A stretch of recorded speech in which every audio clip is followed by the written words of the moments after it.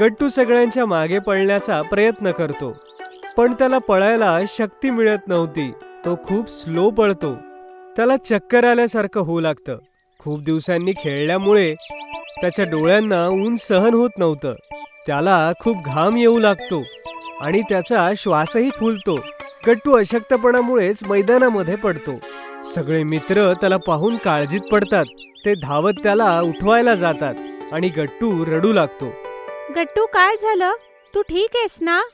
नाही चिंकी, मला खूप अस्वस्थ वाटतंय. असं वाटतंय मी कधी खेळू शकणार नाही. माझं कसं होईल चिंकी? ओफो गट्टू, हे तर होणारच होतं.